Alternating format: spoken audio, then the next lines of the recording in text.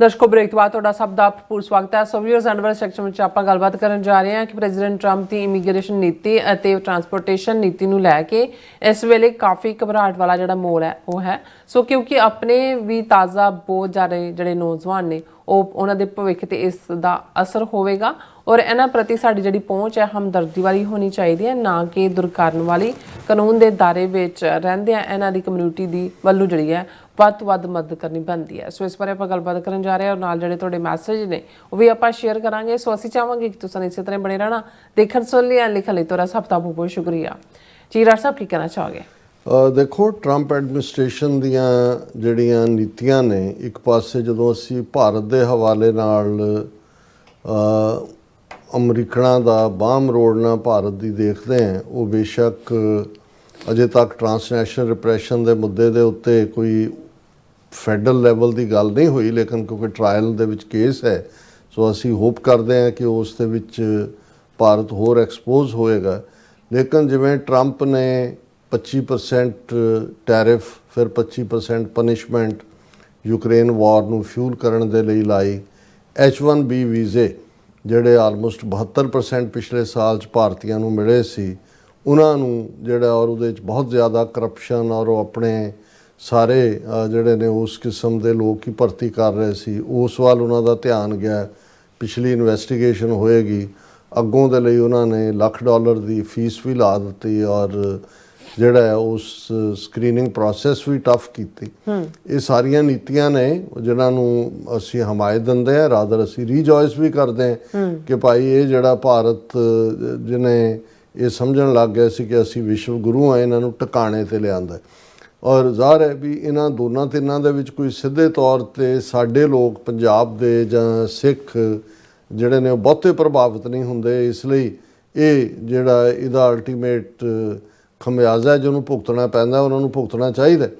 ਪਰ ਜਿਹੜੀਆਂ ਦੂਸਰੇ ਪਾਸੇ ਡੋਮੈਸਟਿਕ ਨੀਤੀਆਂ ਨੇ ਜਿਨ੍ਹਾਂ ਦੇ ਵਿੱਚ ਜ਼ਾਹਰ ਹੈ ਜਦੋਂ ਪ੍ਰੈਜ਼ੀਡੈਂਟ ਟਰੰਪ ਜਿਹੜੇ ਨੇ ਉਹ ਇਲੀਗਲ ਇਮੀਗ੍ਰੈਂਟਸ ਦੀ ਗੱਲ ਕਰਦੇ ਨੇ ਤੇ ਉਹ ਉਹਨਾਂ ਦੀ ਗਿਣਤੀ ਜਿਹੜੀ ਹੈ ਉਹ 20 ਮਿਲੀਅਨ ਤੋਂ ਵੀ ਜਿਹੜਾ ਹੈ ਉਹ ਜ਼ਿਆਦਾ ਦੱਸਣ ਤੱਕ ਜਾਂਦੇ ਨੇ। ਹਾਲਾਂਕਿ 13, 14, 15 ਮਿਲੀਅਨ ਦਾ ਜ਼ਿਕਰ ਹੁੰਦਾ ਕਿ ਕਿੰਨਾ ਹੈ, ਪਰ ਕਿੰਨੇ ਵੀ ਹੋਣ ਇਹਦੇ 'ਚ ਕੋਈ ਸ਼ੱਕ ਨਹੀਂ ਹੈ ਕਿ ਜਿਹੜੀ ਪਾਸਟ ਐਡਮਿਨਿਸਟ੍ਰੇਸ਼ਨਸ ਦੀ ਬਿਲਕੁਲ ਨਾਕਾਮੀ ਨੂੰ ਕਿਹਾ ਜਾ ਸਕਦਾ, ਕਿਉਂਕਿ ਬਹੁਤ ਵੱਡੀ ਗਿਣਤੀ ਦੇ ਵਿੱਚ ਜਿਹੜੇ ਇੱਥੇ ਇਲੀਗਲ ਨੇ ਉਹ ਸਾਊਥ ਅਮਰੀਕਾ ਤੋਂ ਜਿਹੜੇ ਨੇ ਚੰਗੇ ਰੁਜ਼ਗਾਰ ਦੀ ਭਾਲ ਦੇ ਵਿੱਚ ਵੀ, ਔਰ ਕੁਛ ਇਹਨਾਂ ਦਾ ਵੀ ਇੱਕ ਸਟੇਜ ਦੇ ਉੱਤੇ ਇੰਟਰਸਟ ਸੀ ਜਦੋਂ ਇਹਨਾਂ ਨੇ ਸਾਊਥ ਅਮਰੀਕਨ ਇਲੀਗਲਸ ਨੂੰ ਆਉਣ ਦਿੱਤਾ, ਕਿਉਂਕਿ ਇਹ ਇਸ ਘਬਰਾਹਟ 'ਚ ਵੀ ਸਨ ਕਿ ਜੀ ਜਿਹੜੇ ਕਾਲੀ ਮਾਈਨੋਰਿਟੀ ਹੈ ਉਹ ਨਾਲ ਨਹੀਂ ਲੱਗਦੀ, ਔਰ ਜਿਹੜੇ ਸਾਊਥ ਹੁਣ ਇਸ ਵੇਲੇ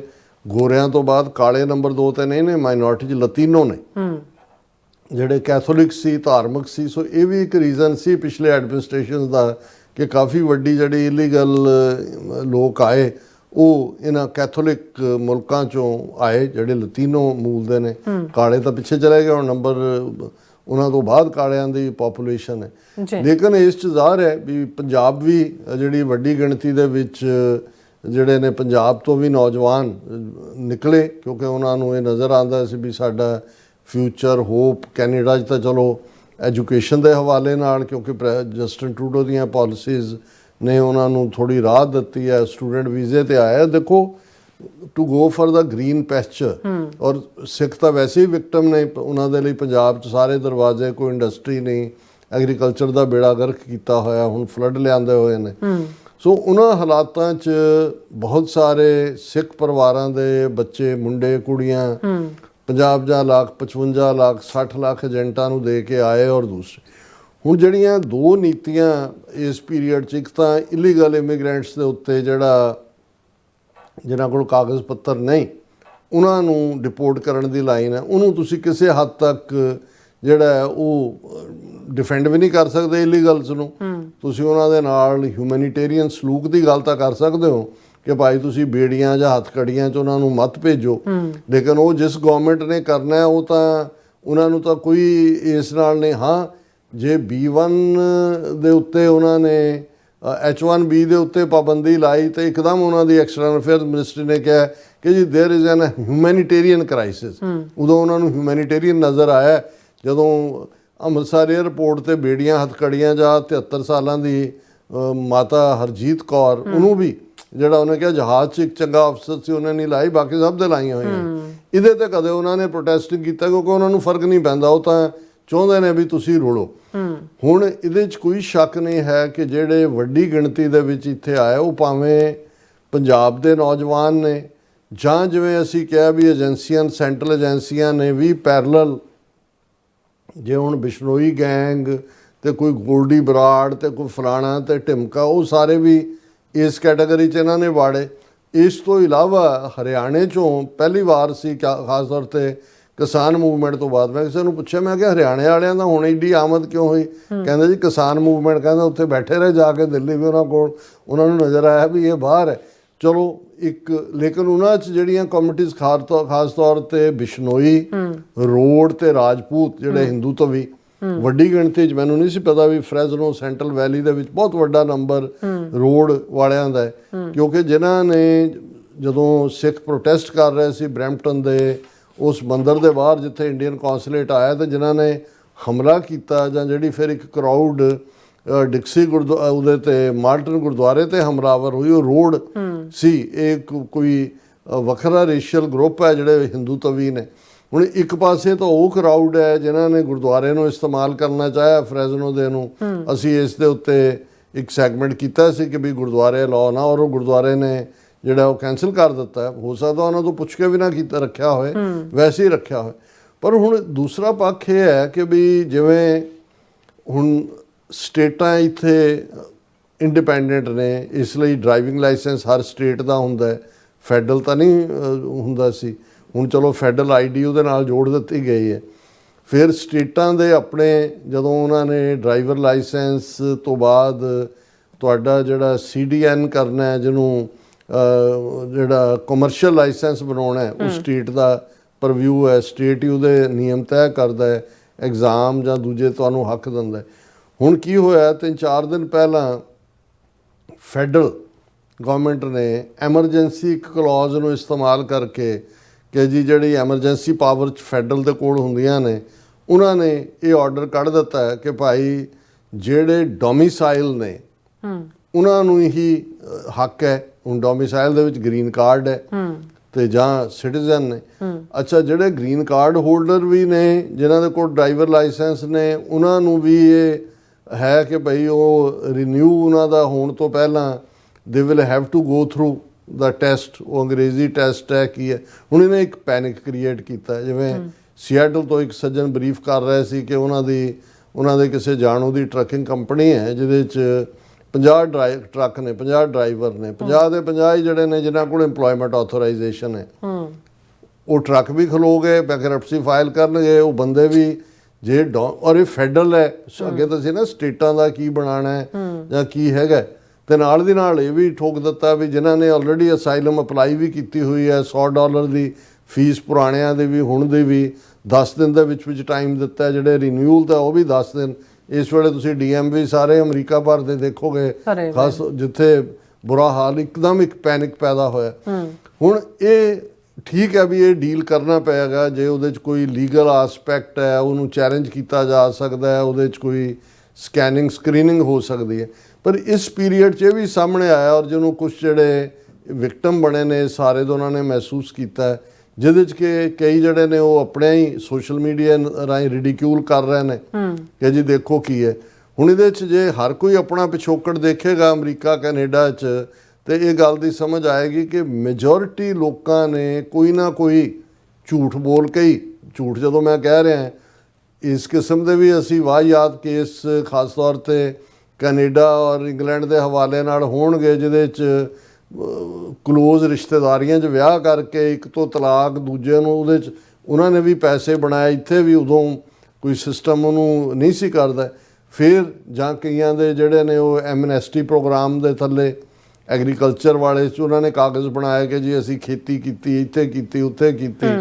81 ਦੇ ਥੱਲੇ ਜਾ ਕੇ ਉਹਨਾਂ ਨੂੰ, ਔਰ ਇਹਦੇ 'ਚ ਕੋਈ ਸ਼ੱਕ ਨਹੀਂ ਹੈ ਕਿ ਵੀ ਅਸੀਂ ਜਿਹੜੇ ਪੰਜਾਬ ਚੋਂ ਆਏ ਲੋਕ ਹੈ ਪਿਛਲੇ ਇਹਨਾਂ ਦਹਾਕਿਆਂ 4-5 ਦਹਾਕਿਆਂ 'ਚ ਇਕਨੋਮਿਕਲ ਜੈਨੋਸਾਈਡ ਦਾ ਤਾਂ ਸ਼ਿਕਾਰ ਹਾਂ ਹੀ ਹੈ, ਫਿਜ਼ੀਕਲੀ ਜਾਂ ਪੋਲੀਟੀਕਲ ਅਸਾਈਲਮ, ਡਾਇਰੈਕਟ ਖਾਲਿਸਤਾਨ ਦੀ ਮੂਵਮੈਂਟ ਦੇ ਨਾਲ ਭਾਵੇਂ ਕੋਈ ਨਾਮ ਵੀ ਜੁੜਿਆ ਹੋਏ ਪਰ ਇਨਡਾਇਰੈਕਟਲੀ ਉਸ ਸਾਰੇ ਉਹਨੂੰ ਉਹ ਜਸਟੀਫਾਈ ਵੀ ਕਰ ਲਿਆ ਜਾਂਦਾ ਸੀ। ਹੁਣ ਉਹਨਾਂ ਦੇ ਬੇਸ ਜਿਹੜੇ ਅਮਰੀਕਨ ਸਿਟੀਜ਼ਨ ਬਣੇ ਨੇ ਜਾਂ ਕੈਨੇਡੀਅਨ ਸਿਟੀਜ਼ਨ ਬਣੇ ਨੇ, ਉਹਨਾਂ ਦੀ ਅਪਰੋਚ ਜਿਹੜੇ ਆਪਣੇ ਇਸ ਵੇਲੇ, ਕਿਉਂਕਿ ਇੱਕ ਬਹੁਤ ਵੱਡਾ ਕ੍ਰਾਈਸਿਸ ਹੈ, ਕੱਲਾ ਇਲੀਗਲ ਇਮੀਗ੍ਰੇਸ਼ਨ ਦਾ ਤਾਂ ਸਮਝ ਆ ਸਕਦਾ ਹੈ, ਉਹਦੀ ਫਲਿੱਪ ਸਾਈਡ ਮੈਂ ਪੋਜ਼ਿਟਿਵ ਵੀ ਦੇਖਦਾ ਹੈ ਕਿ ਪੰਜਾਬ 'ਚ ਹੁਣ ਕਿਸੇ ਨੂੰ ਪੁੱਛੋ, ਕੋਈ ਕਹੇ ਜੀ ਅਮਰੀਕਾ ਦਾ ਮੈਂ ਲਾ ਕਹਿੰਦਾ ਕੰਨਾਂ ਨੂੰ ਹੱਥ ਲਾਇਆ। ਸੋ ਘੱਟੋ ਘੱਟ ਜਿਹੜਾ ਪੰਜਾਬ ਖਾਲੀ ਹੋ ਰਿਹਾ ਸੀ, 2-3-4 ਲੱਖ ਨੌਜਵਾਨ ਬੱਚੇ ਬੱਚੀਆਂ ਸੀ, ਉਹ ਹਾਲ ਦੀ ਘੜੀ ਇਹਦੀ ਪੋਜ਼ਿਟਿਵ ਸਾਈਡ ਵੀ ਹੈ। ਲੇਕਿਨ ਜਿਹੜਾ ਇਹ ਟਰਾਂਸਪੋਰਟ ਸੈਕਟਰ ਹੈ ਉਹਦੇ 'ਚ ਟਰੱਕਿੰਗ ਹੈ ਔਰ ਊਬਰ ਔਰ ਟੈਕਸੀਆਂ ਔਰ ਦੂਜੇ ਆਪਣੇ ਨੇ। ਹੁਣ ਫੋਰਨ ਟੂਰਿਸਟ ਵੀ ਨਹੀਂ ਆ ਰਿਹਾ, ਕੰਮ ਟੈਕਸੀਆਂ ਦਾ ਊਬਰ ਦਾ ਵੀ ਨਹੀਂ ਹੈ। ਟਰੱਕਿੰਗ ਵਾਲੇ ਜਿਹੜੇ ਨੇ ਉਹ ਜਿੱਥੇ ਆਪਣੇ ਪਿੱਛੇ ਪਰਿਵਾਰਾਂ ਨੂੰ ਪਾਲ ਰਹੇ ਸੀ, ਇੱਥੇ ਵੀ ਉਹਨਾਂ ਦਾ ਇੱਕ ਉਜਲ ਭਵਿੱਖ ਦੀ ਲਾਈਨ ਜਾਂ ਦੂਜੀ ਸੀ। ਸੋ ਜਿਹੜੀ ਗੱਲ ਮੈਂ ਕਹਿਣਾ ਚਾਹੁੰਦਾ ਵੀ ਇੱਕ ਪਾਸੇ ਤਾਂ ਹਿੰਦੂ ਤਵੀਆਂ ਦੀ ਜਿਹੜੀ ਸੋਚ ਜਾਂ ਜਿਹੜੀ ਹੈ, ਉਹਨਾਂ ਨੂੰ ਜੇ ਅਸੀਂ ਡਿਸਰਨ ਕਰਕੇ ਦੇਖੀਏ ਤੇ ਆਪਣਿਆਂ ਪ੍ਰਤੀ ਜਿਹੜਾ ਸਾਡਾ ਐਟੀਚਿਊਡ ਹੈ ਉਹ ਦਇਆ ਵਾਲਾ, ਸੰਵੇਦਨਾ ਵਾਲਾ, ਕੰਪੈਸ਼ਨ ਵਾਲਾ ਹੋਣਾ ਚਾਹੀਦਾ। ਉਹਦੇ 'ਚ ਕਮਿਊਨਿਟੀ ਨੂੰ ਜਿੱਥੇ ਜਿੱਥੇ ਵੀ ਹੈ, ਜੇ ਕੋਈ ਕੁਛ ਜਿਨ੍ਹਾਂ ਦੇ ਜਿਹੜੇ ਇਸ ਕਿਸਮ ਦੇ ਫਰਮਾਨ ਨੇ ਉਹਨਾਂ ਦਾ ਲੀਗਲ ਆਸਪੈਕਟ ਦਾ ਹਰ ਥਾਂ ਚੈਲੰਜ ਹੋ ਸਕਦਾ ਹੈ। ਜਿਵੇਂ ਫੈਡਰਲ ਗਵਰਨਰ ਨੂੰ ਫਾਇਰ ਕੀਤਾ ਟਰੰਪ ਐਡਮਿਨਿਸਟ੍ਰੇਸ਼ਨ ਨੇ, ਸੁਪਰੀਮ ਕੋਰਟ ਨੇ ਹਾਲ ਦੀ ਘੜੀ ਉਹਨੂੰ ਰਾਹ ਦਿੱਤੀ ਵੀ ਇਵੇਂ ਹੀ ਚੱਲੋ। ਸੋ ਇਸੇ ਤਰ੍ਹਾਂ ਕਿਉਂਕਿ ਕੁਝ ਚੀਜ਼ਾਂ ਦੇ ਵਿੱਚ ਸਟੇਟ ਦੀ ਜਿਹਦੇ 'ਚ ਸੋਵਰਨਟੀ ਦਾ ਜ਼ਿਕਰ ਹੈ, ਉਹਨਾਂ ਦੇ ਹਵਾਲੇ ਨਾਲ ਦੇਖਿਆ ਜਾ ਸਕਦਾ।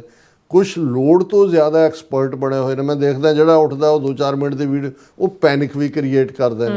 ਸੋ ਪ੍ਰੋਪਰ ਇਨਫੋਰਮੇਸ਼ਨ ਜਿਹੜੀ ਹੈ ਉਸ ਦੇ ਨਾਲ ਸਾਡਾ ਇਹ ਫਰਜ਼ ਵੀ ਬਣਦਾ ਕਿ ਭਾਈ ਅਸੀਂ ਜਿਹੜੇ ਇਹ ਸਾਡੇ ਆਪਣੇ ਬੱਚੇ ਬੱਚੀਆਂ ਨੇ, ਸੈਟਲ ਜਦੋਂ ਹੁੰਦੇ ਨੇ, ਦੂਜਾ ਪਿੱਛੇ ਉਹਨਾਂ ਦੇ ਪੇਰੈਂਟਸ ਡੀਕਦੇ ਨੇ ਕਿ ਭਾਈ ਕੀ ਹੈ। ਹੁਣ ਜਿਹੜਾ ਟਰੱਕ ਵਿਚਾਰੇ ਚਲਾਉਂਦੇ ਆ ਇੱਕ ਸਿਰੇ ਤੋਂ ਦੂਜੇ ਸਿਰੇ ਤੱਕ, ਇੱਥੇ ਵੀ ਕਿਸੇ ਨੇ ਘਰ ਵੀ ਲਿਆ, ਉਹਦੀ ਕਿਸ਼ਤ ਵੀ ਜਾਣੀ ਹੈ, ਤੇ ਜੇ ਉਹ ਰੁਕ ਗਿਆ ਸਭ ਕੁਝ ਤੇ 3 ਕਿਸ਼ਤਾਂ ਨਾ ਜਾਣ ਤੇ ਤੁਹਾਡਾ ਵੈਸੇ ਹੀ ਜਿਹੜਾ ਉਹ ਬੈਂਕ ਲੈ ਜਾਂਦਾ। ਸੋ ਮੈਂ ਇਹ ਸਮਝਦਾ ਵੀ ਇਸ ਲੈਵਲ ਦੇ ਉੱਤੇ ਕਮਿਊਨਿਟੀ ਦੇ ਖਾਸ ਤੌਰ ਤੇ ਜਿਹੜੇ ਲੋਕ ਜਿਨ੍ਹਾਂ ਨੂੰ ਗੁਰੂ ਨੇ ਮਾਲਾ ਮਾਲ ਕੀਤਾ ਹੋਇਆ, ਉਹ ਇਸ ਮੌਕੇ ਦੇ ਉੱਤੇ ਲੀਗਲ ਪਾਰਟ ਔਰ ਕੰਪੈਸ਼ਨ ਇਹ ਸਾਡਾ ਆਧਾਰ ਹੋਣਾ ਚਾਹੀਦਾ। ਨਾ ਕਿ ਸਾਨੂੰ ਲੱਗੇ ਕਿ ਜੇ ਅਸੀਂ ਤਾਂ ਸੇਫ ਹੈ ਤੇ ਅਸੀਂ ਰਿਡੀਕਿਊਲ ਕਰੀਏ। ਸੇਫ ਸੂਫ ਕੋਈ ਨਹੀਂ ਹੁੰਦਾ। ਇਨ ਦਾ ਐਂਡ ਇਹਨਾਂ ਸਾਰੇ ਸਰਕਮਸਟਾਂਸਿਸ ਨੂੰ ਜੇ ਦੇਖੀਏ ਤੇ ਇੱਕ ਗੱਲ ਬਾਰ-ਬਾਰ ਇਹ ਆਉਂਦੀ ਹੈ ਜਿਹੜੀ ਬਾਬਾ ਫਰੀਦ ਨੇ ਯਾਦ ਦਹਾਨੀ ਕਰਾਈ ਕਿ ਫਰੀਦਾ ਬਾਰ ਪਰਾਇਆ ਬੈਸਣਾ ਸਾਈਂ ਮੁਝੇ ਨਾ ਦੇ, ਜੇ ਤੂੰ ਐਵੇਂ ਰਖਸੀ ਜਿਉ ਸਰੀਰੋਂ ਲੈ। ਅਲਟੀਮੇਟਲੀ ਬੇਘਰਿਆਂ ਦਾ ਫਿਰ ਇਹੀ ਕੁਛ ਹੁੰਦਾ ਜਿਨ੍ਹਾਂ ਦੇ ਜਿਹੜੇ ਅੱਜ ਸਿਟੀਜ਼ਨ ਵੀ ਨੇ ਉਹ ਇਹ ਨਾ ਸਮਝਣ ਕਿ ਜੀ ਉਹਨਾਂ ਦੇ ਉੱਤੇ ਕੋਈ ਜਿਹੜੀ ਆ ਉਹ ਮੁਸੀਬਤ ਨਹੀਂ ਆ ਸਕਦੀ। ਜਿਉਂ-ਜਿਉਂ ਨਫ਼ਰਤ ਵੱਧਦੀ ਹੈ ਤਿਉਂ-ਤਿਉਂ ਇਸ ਮੁਲਕ ਦੇ ਵਿੱਚ ਸੈਕੰਡ ਵਰਲਡ ਵਾਰ ਦੇ ਦੌਰਾਨ ਜਾਪਾਨੀਆਂ ਨਾਲ ਕੀ ਹੋਇਆ, ਇਟਾਲੀਅਨਸ ਨਾਲ ਕੀ ਹੋਇਆ, ਜਰਮਨਸ ਨਾਲ ਕੀ ਹੋਇਆ, ਜਿਹੜੇ ਇਹਨਾਂ ਦੀ ਨਸਲ ਦੇ ਹੀ ਸੀ, ਗੋਰੇ ਹੀ ਸੀ, ਤੇ ਅਸੀਂ ਤਾਂ ਵੈਸੇ ਹੀ ਜਿਹੜੇ ਆ 7 ਸਮੁੰਦਰੋਂ ਪਾਰ ਆ ਕੇ ਇਹਨਾਂ ਦੇ ਸਿਸਟਮ 'ਚ ਵੜੇ ਹੋਏ ਆ। ਸੋ ਕੰਪੈਸ਼ਨ, ਦਇਆ, ਰਹਿਮ ਇਹ ਸਾਡਾ ਆਧਾਰ ਹੋਣਾ ਚਾਹੀਦਾ। ਇਸ ਇਸ਼ੂ ਨੂੰ ਜਿਹੜਾ ਇਸ ਦੇ ਵਿੱਚ ਮਦਦਗਾਰ ਹੋਣਾ ਸਾਡਾ ਬਣਦਾ। ਬਿਲਕੁਲ ਡਾਕਟਰ ਸਾਹਿਬ, ਤੁਹਾਡਾ ਬਹੁਤ ਬਹੁਤ ਸ਼ੁਕਰੀਆ। ਸੋ ਹੁਣ ਆਪਾਂ ਜਿਹੜੇ ਵੀਅਰਸ ਮੈਸੇਜ ਨੇ ਉਹ ਲੈਣ ਜਾ ਰਹੇ ਹਾਂ। ਧਰਮ ਸਿੰਘ ਜੀ ਸਾਡੇ ਪਹਿਲੇ ਵੀਰ ਨੇ, ਸਾਨੂੰ ਫਤਿਹ ਬੁਲਾਉਂਦੇ ਨੇ। ਵਾਹਿਗੁਰੂ ਜੀ ਕਾ ਖਾਲਸਾ, ਵਾਹਿਗੁਰੂ ਜੀ ਕੀ ਫਤਿਹ। ਔਰ ਸੋਨਮਲ ਜੀ, ਐਚ ਜੀ, ਹਰਮਨ ਪੰਨੂ ਜੀ और राजविंदर कौर जी, और फिर इसी तरह जतिंदर सिंह जी, और फिर इस तरह मलिक जासर अली जी, और फिर इसी तरह बलबिंदर सिंह जी और राजविंदर कौर अगैन, और मुहम्मद याकूब जी ने काफ़ी सारे मैसेज ने। थोड़ा बहुत बहुत शुक्रिया। और कहते मैं थोड़ा मशकूर हाँ कि तुसी इहदे नाल की खबर जड़े दिंदे हो और सानू जागरूक रखते हो। बहुत शुक्रिया याकूब साहब। अपनी सेहत का ध्यान रखो। बिल्कुल। और बसरा जी भी, और फिर इसी तरह मनजूर कोहनूर जी, इंद्रप्रीत सिंह जी भी, और इसी तरह हाँ जी सुरिंदर सिंह जी भी, और फिर जाकूब जी कहते हैं कि इन्हों के काफ़ी सारे मैसेज ने। और कहते ने पटेल बारे कहा कि पटेल जोड़ा वड्डा दुश्मन सीगा मुसलमाना दा, और बिल्कुल सिखां दा भी। ਸਿੱਖਾਂ ਦਾ ਵੀ ਹਾਂਜੀ। ਔਰ ਫਿਰ ਕਹਿੰਦੇ ਲੈਟਸ ਦਾ ਪ੍ਰੈਕਟੀਕਲ ਆਜ਼ਾਦੀ ਕੀ ਖਾਤਰ ਕਹਿੰਦੇ ਨੇ ਆਰਮੀ ਕੀ ਪਟੇਲ ਨੂੰ ਜਦੋਂ ਸਿੱਖ ਲੀਡਰਾਂ ਨੇ ਯਾਦ ਕਰਵਾਇਆ ਕਿ ਭਾਈ ਤੁਸੀਂ ਜਿਹੜੇ ਸਾਡੇ ਨਾਲ ਵਾਅਦੇ ਕੀਤੇ ਸੀ ਉਹ ਪੂਰੇ ਨਹੀਂ ਕੀਤੇ, ਤੇ ਜਿਵੇਂ ਨਹਿਰੂ ਨੇ ਕਿਹਾ ਸਰਕਮਸਟਾਂਸਿਸ ਹੈਵ ਨਾउ ਚੇਂਜ, ਤਬ ਬਾਤ ਔਰ ਥੀ ਅਬ ਬਾਤ ਔਰ ਹੈ, ਤੇ ਪਟੇਲ ਨੇ ਕਿਹਾ ਸਿੱਖਸ ਹੈਵ ਮਿਸਡ ਦਾ ਬੱਸ, ਬਿਲਕੁਲ ਕਿ ਤੁਸੀਂ ਬੱਸ ਮਿਸ ਕਰਤੀ, ਹੁਣ ਮੌਜਾਂ ਕਰੋ। परमिंदर जी, कुलदीप कौर जी भी, और फिर इसी तरह जाकूब जी कहते क्या आज़ाद कश्मीर पाकिस्तान के साथ नहीं रहना चाहता, व्हाट्स गोइंग ऑन डॉक्टर साहब, इंडियन ऑक्यूपाइड कश्मीर क्यों खामोश है? ਨਹੀਂ ਜੀ, ਉੱਥੇ ਉਹ ਵਿਚਾਰੇ ਤਾਂ ਸਟਰਗਲ ਕਰ ਰਹੇ ਨੇ। ਇਹ ਹੁਣ ਆਪਣੇ ਰੂਲਰਸ ਨੂੰ ਕਹੋ ਵੀ ਆਜ਼ਾਦ ਕਸ਼ਮੀਰ ਦੀ ਸਿਚੁਏਸ਼ਨ ਬੜੀ ਵੋਲੇਟਾਈਲ ਹੋ ਰਹੀ ਹੈ, ਇੰਡੀਅਨ ਏਜੰਸੀਆਂ ਵੀ ਉੱਥੇ ਇੰਟਰਫੇਅਰ ਕਰ ਰਹੀਆਂ ਹੋਣਗੀਆਂ, ਜਿਹੜੇ ਲੋਕਾਂ ਦੇ ਮੁੱਢਲੇ ਮਸਲੇ ਨੇ ਉਹਨੂੰ ਹੱਲ ਕਰੋ। ਅਦਰਵਾਈਜ਼ ਇਹ 77-78 ਸਾਲ 'ਚ ਐਸਾ ਕਦੇ ਨਹੀਂ ਹੋਇਆ ਕਿ ਆਜ਼ਾਦ ਕਸ਼ਮੀਰ ਦੇ ਵਿੱਚ ਜਿਹੜਾ ਹੈ ਉਹ ਕੋਈ ਇਸ ਕਿਸਮ ਦਾ ਰਿਬੈਲੀਅਨ ਹੋਏ। ਹੁਣ ਤਾਂ ਗੋਲੀ ਚਲਾ ਕੇ ਜੇ ਬੰਦੇ 2 ਮਾਰ ਦਿੱਤੇ ਨੇ ਤਾਂ ਉਹਨਾਂ ਦੀ ਮੂਵਮੈਂਟ ਨੂੰ ਇੰਡੀਅਨ ਏਜੰਸੀਆਂ ਦੇ ਹੱਥਾਂ 'ਚ ਜਾਣ ਤੋਂ ਫਿਰ ਕੌਣ ਰੋਕ ਸਕੇਗਾ। ਕਹਿੰਦੇ ਓ ਮਾਈ ਗॉड, ਇਹ ਕਹਿੰਦੇ ਆ ਸਭ ਕੁਝ ਛੋਟੀ ਟੋਪੀ ਵਾਲੇ ਨੇ ਕਰਵਾਇਆ जा रहा है। और रणजीत सिंह जी, और फिर इसी तरह निहंग सिंह जी, अमरजीत सिंह सैनी जी, और पखंडी लोक जी, बलियाल अहमद जी भी सानू ਜਿਹੜੇ ਨੇ ਹੈਲੋ ਕਹਿੰਦੇ ਨੇ, ਔਰ ਸ਼ਾਈਨਿੰਗ ਮਾਰਨਿੰਗ ਕਹਿੰਦੇ ਬਿਊਟੀਫੁਲ ਮਾਰਨਿੰਗ ਹੈਗੀ ਲਾਹੌਰ ਦੇ ਵਿੱਚ।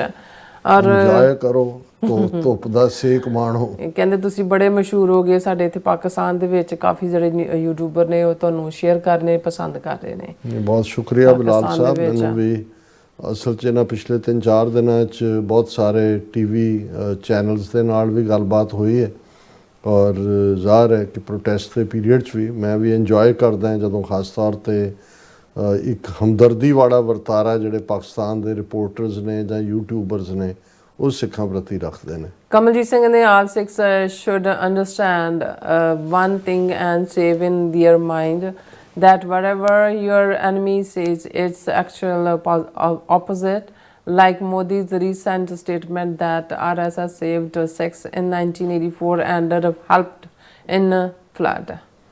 ਇਹਨਾਂ ਨੇ ਤਾਂ ਝੂਠ ਦੀਆਂ ਹੱਦ ਬੰਨੇ ਸਾਰੇ ਟੱਪੇ ਹੋਏ ਨੇ। ਹਾਂਜੀ।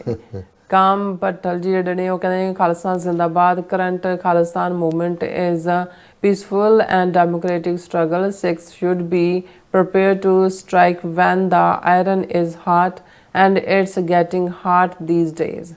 ਬਿਲਕੁਲ ਔਰ ਹਾਂਜੀ, ਔਰ ਇਸੇ ਤਰ੍ਹਾਂ ਸ਼ਰਨਜੀਤ ਕੌਰ ਜੀ ਕਹਿੰਦੇ ਕੱਲ੍ਹ ਲੁਧਿਆਣਾ 'ਚ ਵੀ ਬੱਸ ਭਰ ਕੇ ਭਈਏ ਆਏ ਨੇ, ਲੱਗਦਾ 84 ਵਾਲਾ ਕੰਮ ਹੋਣ ਜਾ ਰਿਹਾ। ਹਾਂ, ਤੁਸੀਂ ਠੀਕ ਕਿਹਾ, ਕੁਛ ਨਾ ਕੁਛ ਸਮਥਿੰਗ ਇਜ਼ ਕੁਕਿੰਗ। ਬਿਲकुल। और फिर इसी तरह आरिफ मजीद जी भी और बिलाल जी कहते हैं डॉक्टर साहब एक सवाल मेरे माइंड में है, सोचा आपसे पूछ लूँ डॉक्टर साहब, जैसे मुस्लिम्स में फ़िरके होते हैं इसी तरह सिखों में भी फ़िरके होते हैं, अगर आपको अच्छा लगे। देखो बिलाल साहब, ये है कि भी सिख ਤਾਂ इस फ़िरका ਲਾਈਨ ਤੋਂ ਉੱਪਰ ਹੈ, ਲੇਕਿਨ ਪਿਛਲੇ 77 ਸਾਲਾਂ 'ਚ ਇੰਡੀਅਨ ਸਿਸਟਮ ਨੇ ਇਸ ਕਿਸਮ ਦੇ ਕੁਝ ਫਿਰਕੇ ਕ੍ਰੀਏਟ ਕਰਨ ਦੀ ਕੋਸ਼ਿਸ਼ ਕੀਤੀ ਹੈ, ਜਿਸ ਨੂੰ ਅਸੀਂ ਗੁਰੂਡਮ ਕਹਿੰਦੇ ਹਾਂ। ਗੁਰੂਡਮ ਦਾ ਮਤਲਬ ਇਹ ਹੈ ਵੀ 10ਵੇਂ ਪਾਤਸ਼ਾਹ ਗੁਰੂ ਗੋਬਿੰਦ ਸਿੰਘ ਸਾਹਿਬ ਉਹਨਾਂ ਨੇ ਜਿਹੜਾ ਉਹ ਆਪਣੇ ਤੋਂ ਬਾਅਦ ਜਿਹੜੀ ਫਿਜ਼ੀਕਲ ਗੁਰੂਸ਼ਿਪ ਸੀ ਉਹਨੂੰ ਜਿਹੜਾ ਉਸ ਇੰਸਟੀਟਿਊਸ਼ਨ ਨੂੰ ख़त्म ਕਰਦਿਆਂ ਇਹ ਕਿਹਾ ਕਿ ਸਭ ਸਿੱਖਣ ਕੋ ਹੁਕਮ ਹੈ ਗੁਰੂ ਮਾਨਿਓ ਗ੍ਰੰਥ, ਕਿ Guru Granth Sahib as a spiritual teacher ਸਾਡੇ ਨੇ। ਜਿਵੇਂ ਹਰ ਮੁਸਲਮਾਨ ਦੇ ਲਈ ਜਿਹੜਾ ਕੁਰਾਨ ਮਜੀਦ ਹੈ, ਕੁਰਾਨ ਹੈ, ਉਸ ਦਾ ਵਰਡ ਫਾਈਨਲ ਹੈ, ਇਸੇ ਤਰ੍ਹਾਂ ਸਾਡੇ ਲਈ ਗੁਰੂ ਗ੍ਰੰਥ ਸਾਹਿਬ ਦਾ ਫਿਜ਼ੀਕਲ ਫਾਰਮ 'ਚ ਕਿਸੇ ਨੂੰ ਵੀ ਗੁਰੂ ਕਹਿਣਾ ਜਾਂ ਕਿਸੇ ਦੇ ਅੱਗੇ ਸਿਰ ਝੁਕਾਉਣਾ ਜਾਂ ਕਿਸੇ ਨੂੰ ਆਪਣਾ ਮੁਰਸ਼ਦ ਮੰਨਣਾ, ਇਸ ਨੂੰ ਕੰਡੈਮ ਕੀਤਾ ਹੋਇਆ ਔਰ ਇਹਦੇ ਲਈ ਕੋਈ ਥਾਂ ਨਹੀਂ ਹੈ।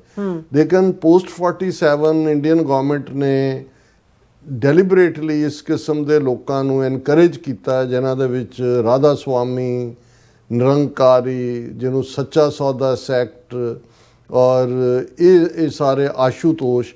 ਸੋ ਇਹਨਾਂ ਨੇ ਜਿਹੜੀ ਸਿੱਖਾਂ ਦੇ ਵਿੱਚ ਅਲੱਗ-ਅਲੱਗ ਫਿਰਕੇ ਬਣਾ ਕੇ ਬਣਾਉਣ ਦੀ ਕੋਸ਼ਿਸ਼ ਕੀਤੀ। ਗਵਰਨਮੈਂਟ ਦੀ ਇਹਨਾਂ ਨੂੰ ਪੈਟਰਨੇਜ ਹੈ ਔਰ ਇਹ ਜਿਹੜਾ ਇੱਕ ਵੱਡਾ ਇਰੀਟੈਂਟ ਹੈ। ਅਦਰਵਾਈਜ਼ ਬਾਈ ਐਂਡ ਲਾਰਜ ਹਾਲਾਂ ਇਹ ਤਾਂ ਹੈ ਵੀ ਜਿਵੇਂ ਤੁਹਾਡੇ ਪਾਕਿਸਤਾਨ ਦੇ ਵਿੱਚ ਜਿਹੜੇ ਸਿੰਧੀ ਨੇ ਉਹ ਆਪਣੇ ਆਪ ਨੂੰ ਜਿਹੜਾ ਉਹ ਨਾਨਕ ਪੰਥੀ ਕਹਿੰਦੇ ਨੇ, ਉਹ ਸਿੱਖੀ ਸਰੂਪ 'ਚ ਨਹੀਂ ਨੇ।